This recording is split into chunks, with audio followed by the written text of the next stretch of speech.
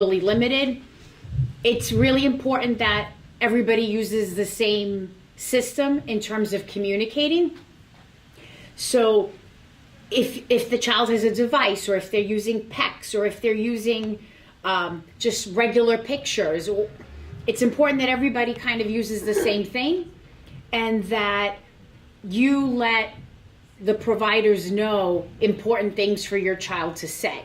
Because what one of your kids wants to say is going to be different from what another one of the kids wants to say, in terms of a favorite toy or a favorite food or things like that, in terms of programming a device or sending home visuals to help you out. And generalization. One of the things that has been found with children on the spectrum is that they don't generalize skills very well. So it's really important to know what everybody else is doing, so we can all do it at the same time and make sure that generalization and that carryover happens. So I kind of wanted to break down the different kinds of kids we see by ability and give you sort of information on how to work with them. So I'm going to start with the children that I call that are on their own agenda. So he or she will interact with you very briefly and almost never with other children. Typically at this stage, the child wants to do things alone. He or she will look at or reach for what he or she wants. They will not communicate intentionally with you, and will play kind of in unusual ways. They might make sounds to calm themselves. Maybe they'll cry or scream to protest. They might understand some new words. Maybe they smile or laugh. These kids, it's really important to look for their nonverbal cues.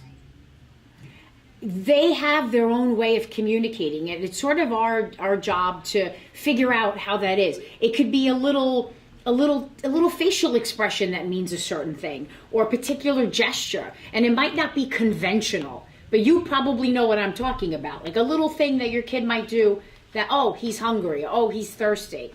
So it's important to build on these and to be really observant to what our kids do, because a lot of times they're communicating, but you have to really watch for these subtle signs they kind of give us to mean different things. Also, play and social interaction are key. You know, most children learn the basics of language through play and interacting with caregivers in meaningful ways. So encourage your child to play with you. You know, get face to face on the ground. Just start talking to them. You know, maybe in the beginning they might not have the eye contact or the joint attention, but you kind of have to keep at it. It's really, really important. There's so many things that they learn from basic play skills and social skills. Also, attention. Your child has to pay attention to you when you're playing together. A lot of times if you don't get that, not necessarily eye contact, but you can tell when they're sort of paying attention to you. That is so important, because without that, they're really not taking in what you're giving them. So one of the strategies I teach parents is to kind of hold up a desired object or toy that they might want, put it right near your face. Like I have my pen here, you know, like, hey, you want the pen? You know, kind of like bring their eyes towards your face to try to get that joint attention going. That's one of the better ways to do that. Or just to do a fun game that has a lot of interaction, like blowing bubbles or rolling a ball. Another suggestion, even with these activities like rolling a ball or blowing a bubble, is to not throw the ball or not blow the bubble until you get some kind of attention from them, some kind of eye contact from them. And probably one of the most important things is to follow their lead, okay? And this goes for all kids. I have a 12-year-old myself, you know. They're gonna wanna do what they wanna do, and having them do something that they're not interested in or they don't wanna do is always gonna be tougher than kind of joining in what they're doing. So if you want to play, if you want them to work on a puzzle, but they're more interested in a different game, you're better off jumping in to their game. instead of trying to get them to do what you want them to do. That's really crucial for language development. And that's something as therapists we kind of get really good at, sort of letting them think they're in charge, but we really kind of manipulate the situation and, and the therapy environment to what we want them to do, but still giving them choices and kind of following them. Just a lot of flexibility on your part. And structure. Structure is really important. Research shows that children respond best when they know what to expect. So having a routine or a structure in place can help them relax so they can learn better. Having a visual schedule, showing them what the routine is at home, can help them. It can help them avoid meltdowns and also learn the language associated with that routine.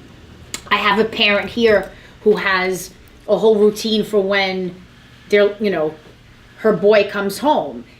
Hang up, put down your backpack, hang up your coat, go wash your hands, let's have a snack. Whatever your routine may be, visuals are very helpful to add to the routine, but routines are very key for our kids.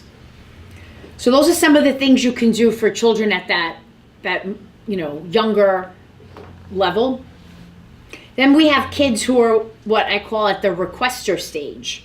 They might briefly interact with you. They will use sounds to calm or focus. They might echo a few words. They might reach for what they want and communicate mainly by kind of pulling and tugging.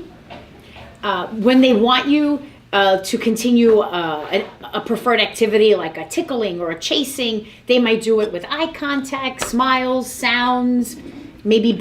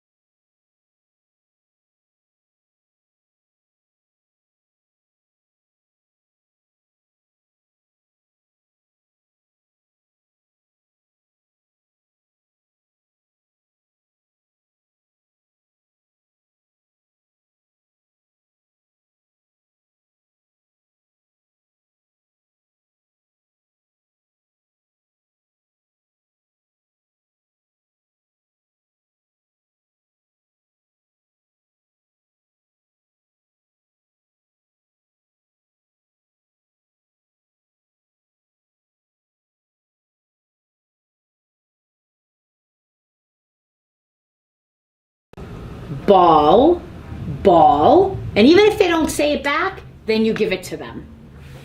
Like I said, research magic number 3. I have had a few kids in this building, once I say it 3 times, very slow, just the way I did it, sometimes I'll get it back. But you could tell they're kind of looking, because it's not a normal sort of language pattern to kind of repeat something slowly like that. But that is a really good way to kind of get them to try to imitate what you're saying. Again, always be where they are. If they're, the best way to do it is to kind of use the single words related to what they're doing at the moment. So if they're playing with a ball, that would be a great thing to do. If they're bouncing it, bounce, bounce, bounce. So that's a good way to speak to them. Keeping it, again, always one step above what they can do. So if your child speaks in sentences, by all means, you use sentences back. But I find that a lot of the children who are limited verbally, who are using maybe simple phrases or single words, you want to speak to them sort of one little step above where they are. And again, this ties in with imitation. This is how, one of the ways that they learn. So before children learn to copy words and talk, they learn gestures and movements. So if your child is at a stage where they're at that single word stage, but not quite there yet, make sure you're still using gestures and movements to associate with the words. And that's a great way for them to learn as well.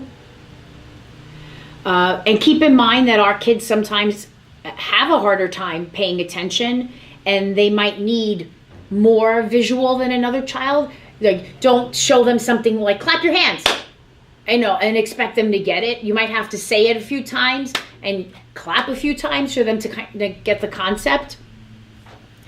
And just keep the interactions going. That's really key. The next level is probably your early communicator. And these are the kids who interact with you. They know familiar situations. They'll take turns in games. They'll request to continue to play games. They might request more motivating things. They might, repeat what you say already. They might protest or refuse on their own. They will use body movements, gestures, sounds, words to get your attention, and they understand familiar sentences. These are the kids who are communicating, and at this level, what you want to do, again, is to encourage, the verbalizations, keeping one step above them, in sort of setting up a situation where you kind of have to make them speak, like the example of the ball throwing. If your child is already pretty verbal and they're using words to kind of navigate their environment, and you have the ball and they want it, just hold on to the ball, see what they do. Be a little patient and wait. I know even as therapists, it's something we have to always learn to do. When you prompt them to do something, it's almost like counting in my head. Okay, you want the ball? The ball? Yes, you want the ball. It's better to just say ball and sort of just wait and see what they do. So they need more time to process. So, and this way they'll learn the language better. Another way to sort of sabotage sort of your environment to get them to use words more is to sort of put things out of reach that they want. I know as a parent myself, you want to meet your child's needs and you want them to be able to have what they need.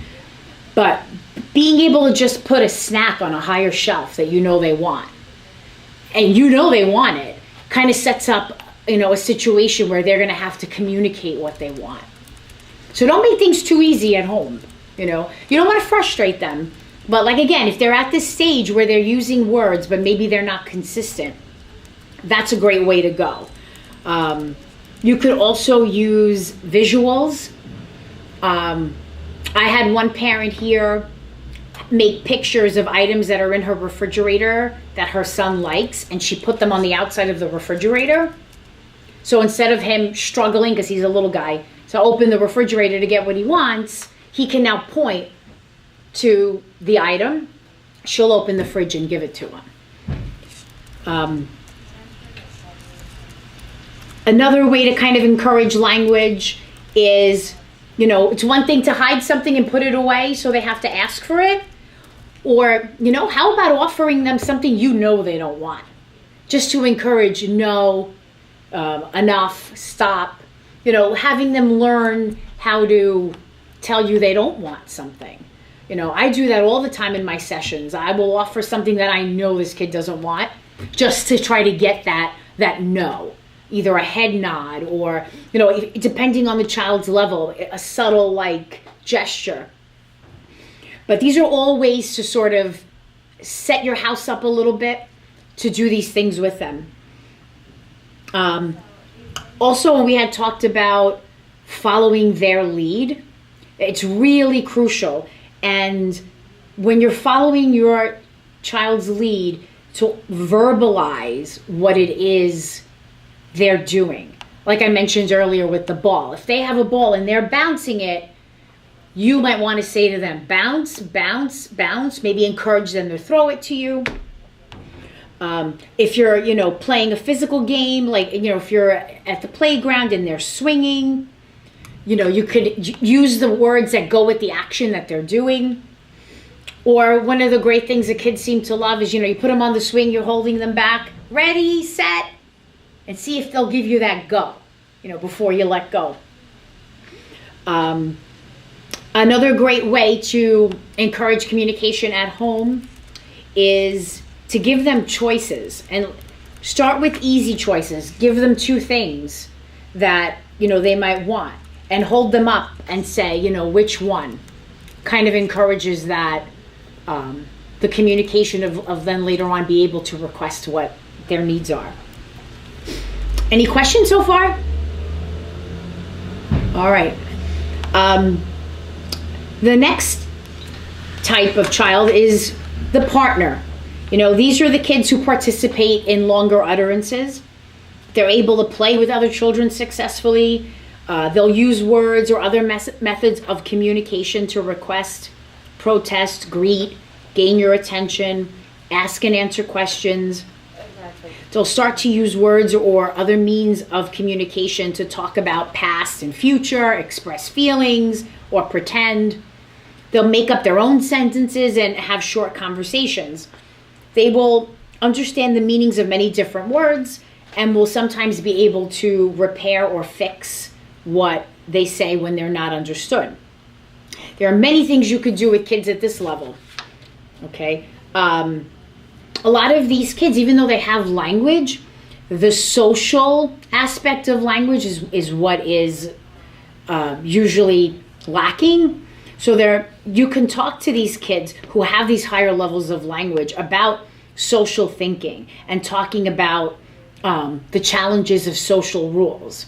There are many books on this topic, or even just sitting and talking with them about these skills. Like, hey, when you meet someone for the first time, you don't go in for a hug because they might not want it. Or if someone is speaking, you have to wait till they're done. I mean, these are skills we teach, kids in therapy and they get in the classroom as well. But it's important to actually talk about these social rules with our kids. Because they have a hard time knowing what these rules are. So start a conversation, when to stop, how to stay on topic, how to keep a conversation going. They also have a hard time taking into account the feelings of others or understanding another person's point of view. So these are all topics that you could discuss with your kids. Explaining the rules of conversation and reading books with your kids, where you ask your kid to identify and interpret the feelings of characters. That is really helpful. How did so-and-so feel, when that happened to them, like, in a story. Start talking about these issues, because what happens with our kids, they have to be taught a lot of this, where we kind of get it naturally. So it might seem foreign at first to talk about breaking down how we realize someone feels a certain way, but they really need to hear that. Reading. I know I touched on reading. Encourage more reading. Reading improves vocabulary, comprehension, and writing skills. One of the things I did here before I spoke with all of you is I spoke to my older high school kids here in the building, and I asked them, hey, what do you want me to tell your parents?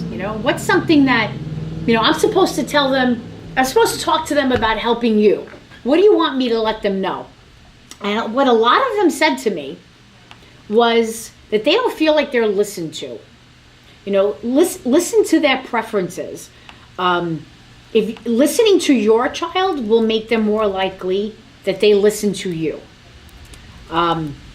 They're not going to want to talk about something they're not interested in. So sort of find out what your kid likes to do and try to do it.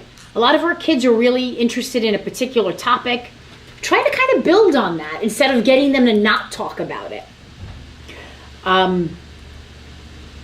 Board games are a great way also to improve social skills. You know, having a family game night.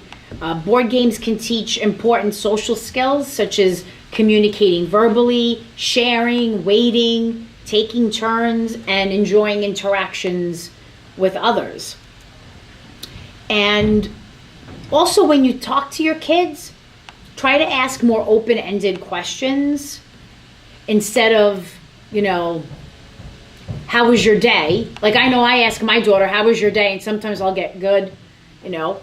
Maybe instead of how was your day, what happened today? You know, that encourages more of a narrative. That encourages more of a story when you ask them questions like that. And again, like I said, find out what your kid likes to do and do it.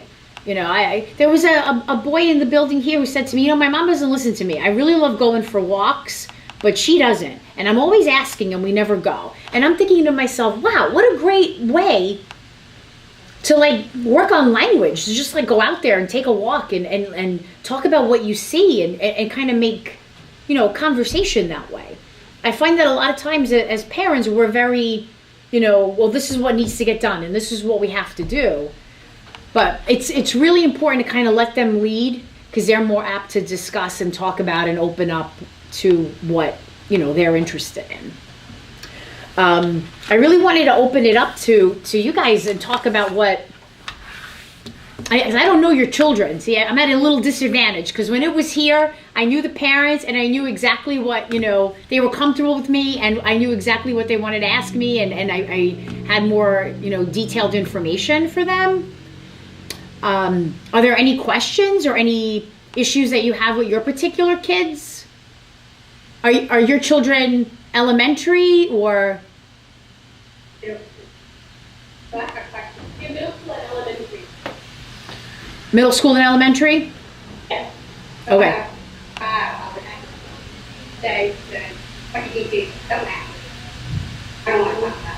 I'm getting feedback. I'm not hearing it well. What? I can't really hear you too well. Okay, so the question was, the student is asked, how was your day? And she said fine, and then she said she doesn't want to answer any more questions. How would you address that? Okay, well, I would start by not asking how was your day. I would start by saying what happened today, because then they can't say fine. Like what happened today encourages more than a single word. I do. I ask them, well, what did you do today? Don't ask me any questions. Okay. What about, well, yeah, they're all challenging. What about, okay, you don't want me to ask you questions? Then you tell me, you talk to me. What do you want to talk about? And, you know, try that. You know, every kid is so different. You know, a lot of them don't want to be asked questions. So maybe instead of asking a question, you could just kind of bring up conversation. Oh, today I went to work and I had a really good day at work. How was your day? Sometimes if you give a little bit about yourself, they don't see it as like an inquisition that mom wants to know what happened today, you know? So you might kind of get more by sort of taking the lead and answering the question yourself first. Oh, I went to Whole Foods today and they didn't have my favorite whatever, and then I went to work and blah, blah, blah, blah, blah, whatever it may be, you know, and then see what they'll say. Because sometimes if you talk to them about your day, they might jump in.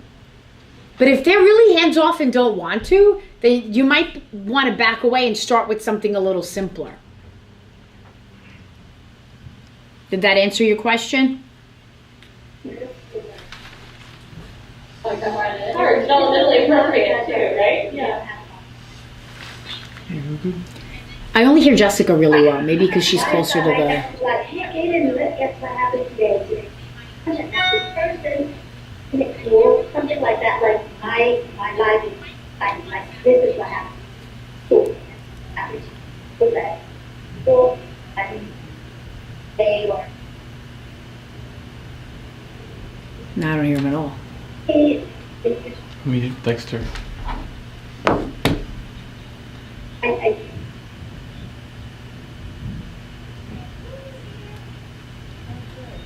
water time. And actually, I think middle or. I have to apologize because it's the audio is going in and out, so I can't really hear what's happening right now. So they were just commenting that typically, even like developmentally in middle school, that they're not wanting to comment about their day as much anyway. Oh no, my daughter's in 7th grade. She's 12. I have the same struggle. Typical, atypical, it doesn't matter. Yeah. You know. Sometimes I find though, if I kind of step back, she kind of comes to me. You know, I mean, I don't know if that's something you want to try as well. I mean, it is. A room and lock behind it. You want to talk about anything that happened noticed today, but don't ask me any questions because then there'll be more questions. That was the attitude. I'm sorry, I couldn't hear what she said. So the concern was the student's concern is that one question will lead, but she'd rather not answer anything. Okay. Well, then, if asking a question is what triggers your child, then don't ask a question. Change it. I was saying, you could just say something like, "I went to the mechanic today for the car," and then just see if they say anything. You know, like sometimes they get very defensive when you ask questions, so you might want to just ask without asking, if that makes sense. You know, just kind of bring up, oh, I had a rough day today. I had to go to the dentist and I had to pull a tooth. I mean, I don't know, whatever it may be. Just whatever you did that day and see what they come back with. Or if you know they have something in school that they really like and enjoy, ask about that. Like if you know that day your child had art and they love art, that might be where to start. Oh, yeah, what'd you make in art today? You know, sometimes it's also keeping questions very concrete, because what happened today is very open-ended. That's for a really like highly verbal kid. You might want to ask, what did you eat for lunch? Or what did you make in art? Like something that has more of a concrete answer. Sometimes they're more able to answer questions like that than if it's a very broad question. You have to kind of gauge the level of your child. You know, some of them can answer the broader questions and some of them really need sort of specifics. Anything else? Question. Yes. I think you need to speak up to because they're just ask if everybody can at least. Yeah, my question is, have you done this kind of presentation to a teacher? I heard the beginning of that. I'm sorry. The question is, Margherita, have you done this kind of presentation for the teachers? Oh, yes. Yes. The teachers here. Oh, no, not there. This is the first time I'm doing a presentation for... Yes. Yes, given the specific presentation. Will you?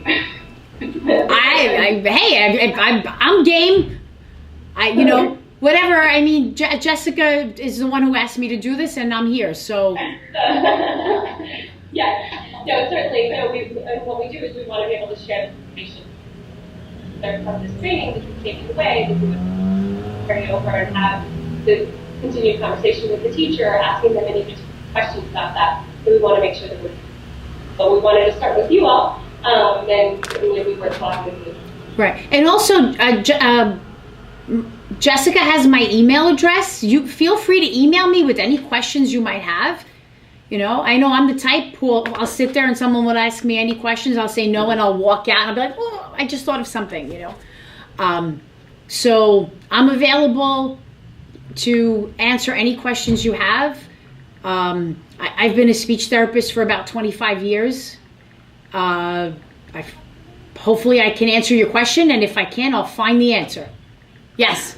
You will. Yeah, I have another question, and probably it's for both.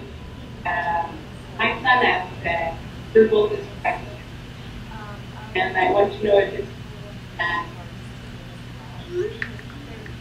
I am so missing what they're saying, Jessica. I'm sorry. Where is the mic? It's right here in the middle, actually. So the parent shared that her verbal dysphagia. Okay. Well, what we do here, I'm prompt trained. We use a lot of prompt therapy. I also use a lot of oral motor techniques paired with prompt therapy. Every child is different when it comes to dyspraxia. So I usually, if it's one of my students, I do a full assessment to see if there are any oral motor deficits first. Because a lot of our kids look apraxic, but it might not be a true apraxia. It could be a coordination disorder. So I always try to eliminate that first. It's rare in my experience to find a pure dyspraxic child. They usually have other things going on in terms of motor planning or in terms of strength, oral muscular strength. So I use a lot of oral motor techniques paired with prompt in general. Between the two learning profiles. But I just want to, because I can see it, especially not my language, so I don't know exactly what is the definition for apraxia. I use dyspraxia because. Okay. Well, yeah, it's a little semantics. Apraxia is really a child, we don't really use that too much, and depending on who you talk to, they'll use a different term. I like to use dyspraxia because apraxia is basically no motor planning.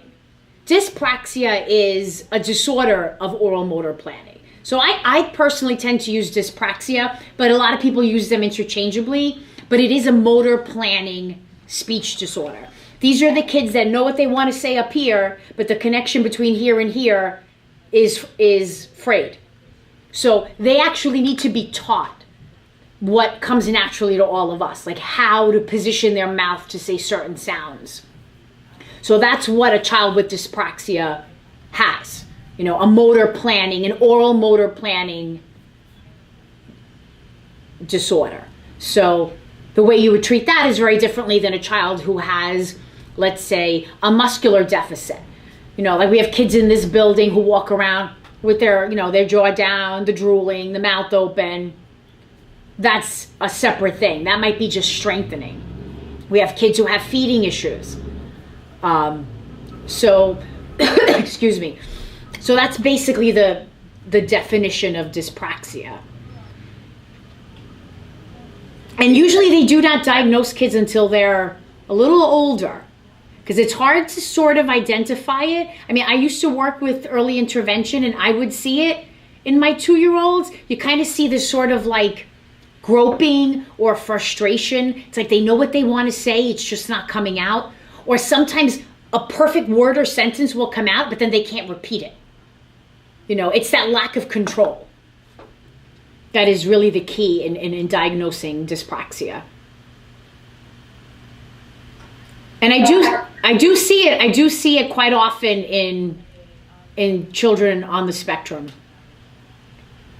So I mean, it's something that we do here. We treat it a lot here. It sounds like that there's a question on social pragmatics. Yes. Okay, social pragmatics. Gotcha. Okay, so if we're talking, interrupting you on the phone, it Okay. doesn't happen in real life. Even my 16-year-old autism student doesn't. Okay, so you're on the phone and your child is interrupting you? Okay.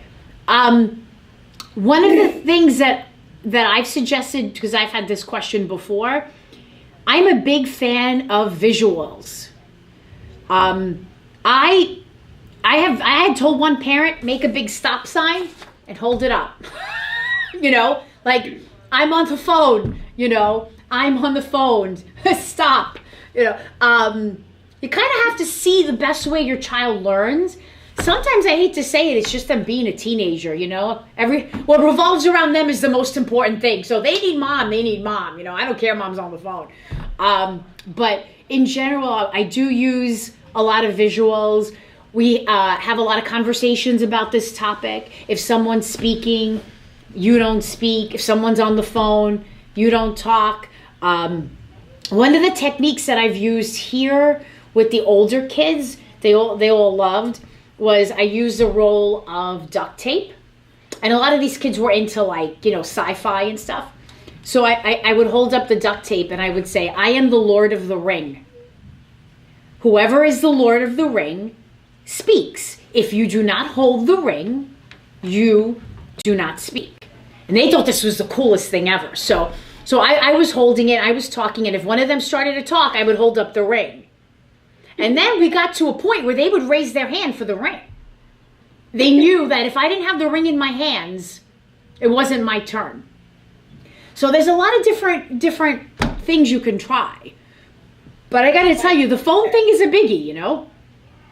You use duct tape, so in case it's not working, you put duct tape on there. No, that I would never do. No, we don't go that far.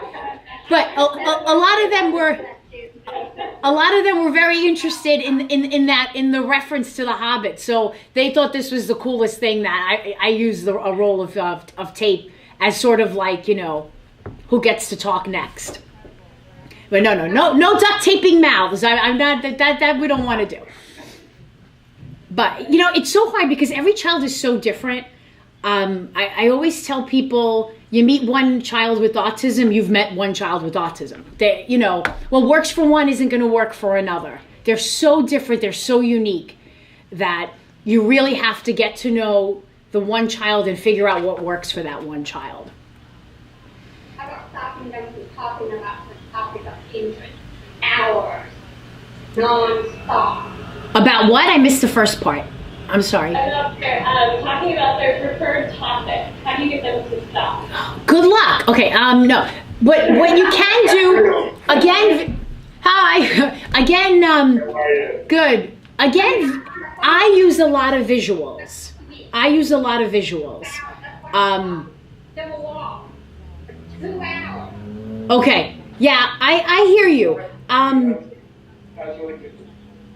So I've done in the past, and if they have the cognitive ability to understand, if you flip it around and saying, how would you like if I speak about something that you're not interested, and you role play it? I'm going to talk about elephants. I want to talk about elephants, and you let them, and then they sit there, you see how frustrated they get, and then sometimes they can make the connection of, oh, yes. Is that how it feels?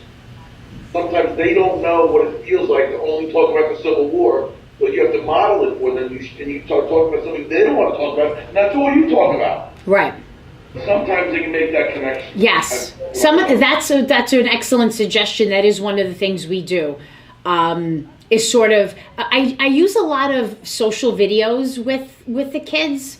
There's some great programs online where we show them situations, and then we pause it and we discuss what the characters are doing. Because a lot of times they can see it when it's not them, but they don't realize it that they're doing. Or they can have a conversation and they'll be like, yeah, I can't talk about the same thing for too long, but then they'll go back and do it anyway. You know, it's one thing that they get it, and it's another thing that they actually do it. And once they get it, then that's where it starts, and you can start improving upon them getting Yes. it, and then it gets shorter and shorter and shorter. But it's baby steps. Right. But the first thing is for them to identify, oh, that's what it feels like in a social video, social thinking, modeling it for them. Yes. And Yes. I have medium. Not only kids. But anyway, one of the interns. It's very often They children. watched it, but they'll get it for the next day or two, and then after that, It's the same reason why children on the spectrum, they can act. Like they go on stage and they can act the part and be perfect, but they can't live the part. Yes. So they can act how they want to be, but in their normal day they perseverate and they get the anxiety and they kicks into what they're accustomed to. Right. Well, that's why also I like I was saying, I'm a big fan of visuals. You know, because sometimes, like for especially a situation like you were giving me where you're on the phone and you want them to not interrupt you. Because then if you're going to give them a verbal cue that you're already on the phone and now you got to tell the person you're talking to, hey, wait a minute, you know.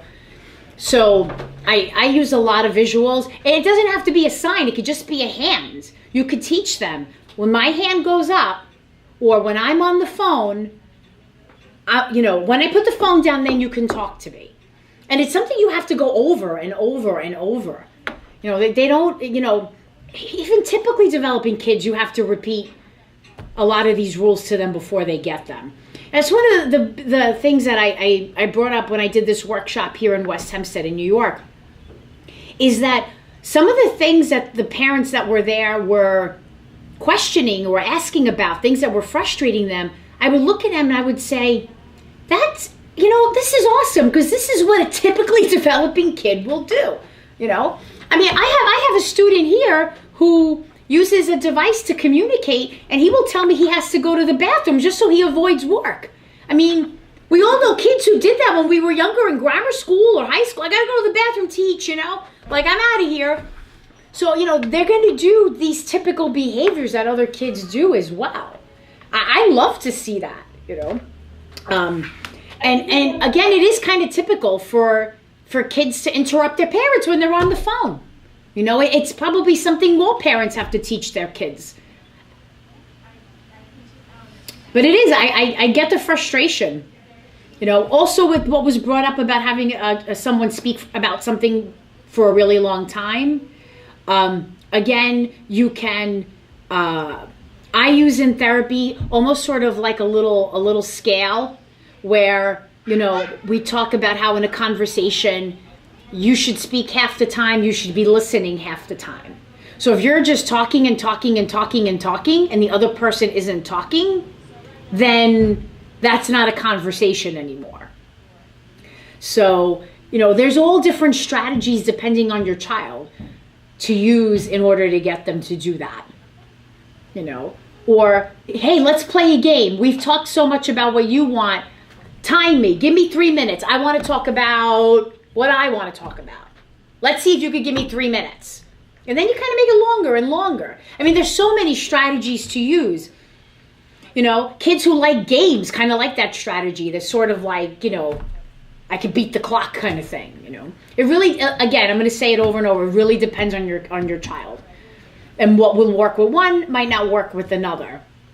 But these are all different strategies that you could use for that. Were there any other questions? I think we have one more question. Sure. I'm Nelly. So we need you here. We need you here. Yeah. My son is using. Hey, Jessica, I love Seattle. You want me to visit? I'm down, I think so. I told you I wanted to have you out here. So the question is, her son is using, or the comment is, her son is using Prolo. Okay. So how to organize, because Adam doesn't have speech therapy. I don't know where to go. I talked to Casey, but they're there yet. I was just waiting for the speech therapy here at school. The temporary, how do I go to organize Adam for kind of with a law? Okay. Yeah.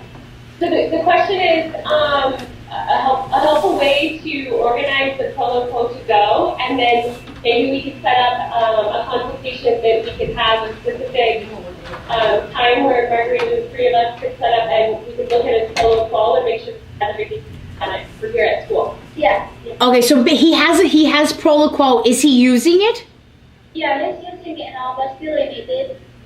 Kind of simple word that it's from certain activity. It's really funny you're saying this because yesterday I trained the whole staff here on devices and what should be on a main page and what shouldn't be on a main page and so on and so forth. So depending on what level your child is on, we would set the device up differently. There's a big move to having, the first page being core vocabulary words, because 50%, no, actually 80 to 90% of what we say every day uses about 350 to 400 of the same words over and over again. So, and I would say there are about 50 words that make up about 80% of what we say every day. These are called core words. So they're non-specific. And these are kind of words that we want to put on devices so they could communicate a little better. So that's one thing to look at, but it really depends on what your child's ability is. It's so hard for me to answer that. That's like Jessica was saying, setting up a consultation might be best for something like that, because I really need to know what your child can and can't do with the device before I make kind of suggestions. But that's sort of like the general rule, is having core vocabulary on the first page, and then having folders that link to different, let's say, subjects in school. So like my kids here will have a morning meeting page, a lunch page, a gym page, an art page, with the words that we're trying to get them to learn. But if they're higher level and understand a lot of language, sometimes we won't have that many extra pages. We would have just that core vocabulary that stretches out to make sentences. So really, like I said, it depends on your child. But definitely, whatever, if we could set something up, I'd be glad to help you. Yes? I saw a hand. No hand?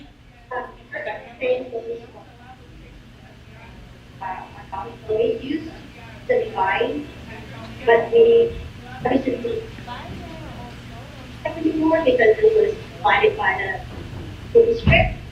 And so she can communicate, like she can go to me and say, I want apple, I want. That's just basic, like I want. Okay. We don't use it at home or at school anymore, but we purchased the program already. So I was wondering, is it best to use? I mean, because I feel like if she used the device, she won't rely on. Because Okay. she starts talking, I'm Okay. like, okay. All right. I am so happy you said this, because what I went over yesterday in our meeting was the myths associated with augmentative communication. And research has proven over and over and over again that children become more verbal with their device than without. It's used as a visual and auditory aid for them. It is highly unlikely to impossible that your child will not develop verbal speech if they were already doing it by giving them a device. It's quite the opposite. If they're verbal, the device helps them become more verbal. So you want, if they're starting to talk, you want that device for the words that they don't know yet, and it kind of teaches them that vocabulary. And so can I send the device or the iPad to the school and get you guys to help us? Yeah. I mean, I don't know the staff there. I mean, literally, this is my first interaction with you guys. So I would hope that there's somebody there who knows how to program it or can help you program it. And then, can kind of figure out what to put on it, because every kid is different, in terms of what they have on their pages. What program does your child have? Proloquo. Yeah, that's kind of my favorite. I like Proloquo.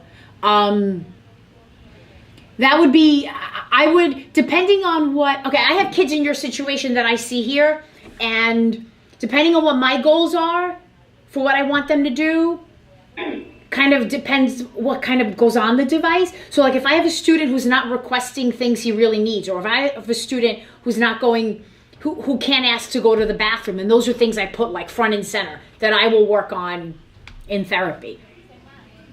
So what goes on the device might really change depending on your child's needs, but you should use it.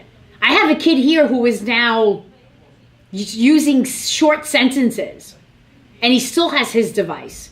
For example, actually today, I saw him today, and he's using sentences, but he's not at the point of being able to sort of, it's that social aspect of it. Like he might know it, but to say it, to get what he wants is not 100% there yet. So he actually took out his device. Turn the pages, my milk, please.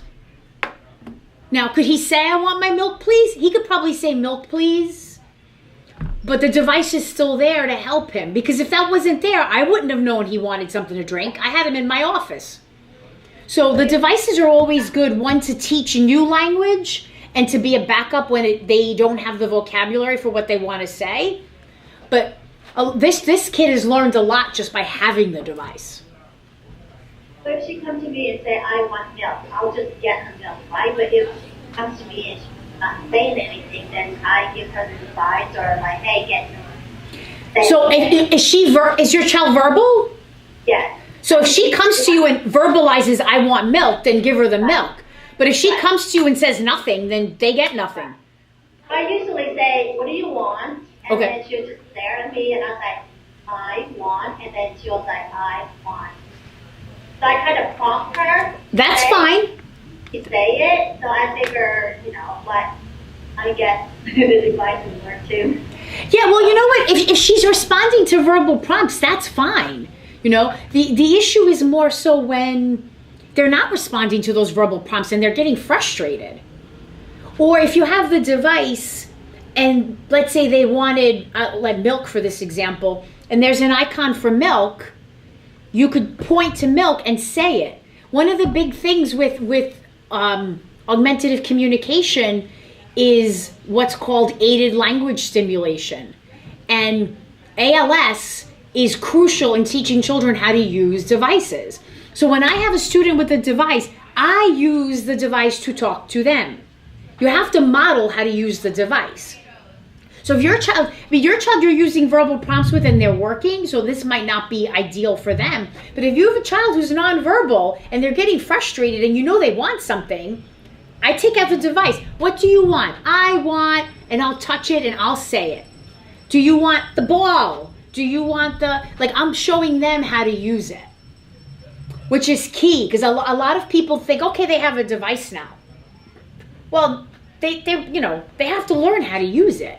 And that's one of the ways, is by modeling it and by using it yourself to show them how it's used to communicate. So that's another way you could use the device as well. You should be using the device. If your child is nonverbal, you should be using the device to talk to them as well, to model what you want them to do back. Or else, how are they going to know what to do? It's not an inherent skill to know I have to push buttons to get what I want. Is there anything else? Question? Sure. How do you evaluate if we are not right? Jessica, I need your help again. Sure. How do you evaluate whether or not a student needs or could use a AAC device? Another great question. And this is one of the conversations I need to have with you, Jessica. I just caught up on the literature on this topic in the last week. And the old way of thinking was that there are prerequisite skills that need to be in place for a child to have a device. And all the current literature is showing that that's not accurate anymore. That there are no prerequisites to having a device. If a child is nonverbal, they should have a device. And you should be modeling it for them. So it's an old way of thinking to think that, they need joy and attention, they need cause and effect, they need to be able to point. They're finding now that children develop language with devices by actually, learning by doing, instead of, we need all these skills first. So my answer is, if your kid's nonverbal, put them on a device. I mean, the logistics of that is a whole other story, which that's why I said I need to talk to Jessica. But It's verbal, so can it help? your child is verbal? Yeah, but he's verbal, he can, talk a little bit. It's limited, and like I said, he has speech, but also hard to make up with language. So, but I mean, it can ask for what he wants. Yeah, I don't know. Jessica, I really don't hear anything. I'm so sorry. Sure. She's. So the question I is, feel I speak loudly. the question is, would it still be helpful if her child is verbal with some language, and typically that language asking with his wand, right? He utilizes it with his wand at home. Using the device? No, the language. Would a device be helpful for a student that does have some language? Yes. I mean, yes and no. I mean, if they don't have one, I don't know if I necessarily go and get one. But if they did have one and now they're more verbal, I would continue to use it. And Margaret, does it depend on how functional their language is as well? In terms of using a device? Correct. So even if the student is verbal, but they're not using their language very functionally, would a device still be helpful? It could, but a lot of times with kids who don't use it functionally, we will kind of navigate a situation instead of throwing in the device. It really, again, it depends on the kid. You know, like we have some students here who are verbal, but when they get in certain situations, like learning situations where they all sit around a table, they clam up. So we actually use voice output to help these kids answer questions. So it really depends. I always like to try to teach it in a more natural way first. So if you could teach them how to request in a functional setting, if they have some verbal skills, then I wouldn't go to the device. But I have some kids who have the skills but won't use the words. And if I have the device there, it kind of works as a visual aid to help them be more functional. I hope that kind of answers your question. I mean, it's basically, it really, again, it depends on the kid and what their skills are. I mean, I have verbal kids here who use devices. I have nonverbal kids who use devices. I have kids who are learning to be verbal who don't want to use their devices. I have a device myself. I have my own. So when a kid comes in and they have their program, I have my program, we have conversations. So, you know, it really depends on the child. If your child is a strong visual learner, then that's an awesome idea. But some kids aren't. So it really, you know, I feel like I sound like a broken record, but it really does depend on, you know, each individual and what would help them. Because I can teach a functional communication skill with the device. I can teach it without a device. A device isn't necessary, you know. I know this helps.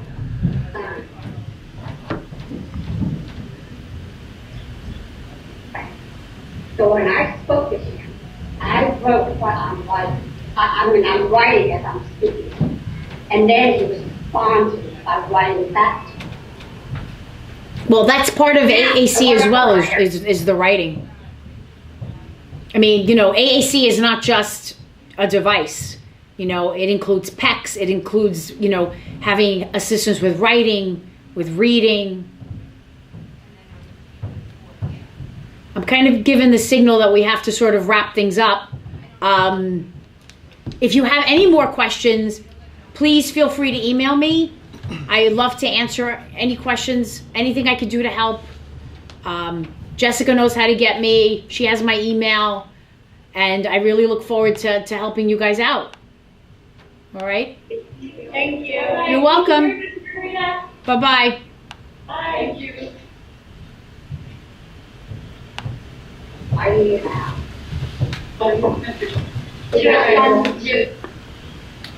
Okay.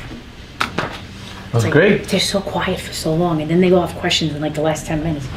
We have some things here, but they weren't questions. You were just asking for certain things. You want to read them? Yeah, let me see.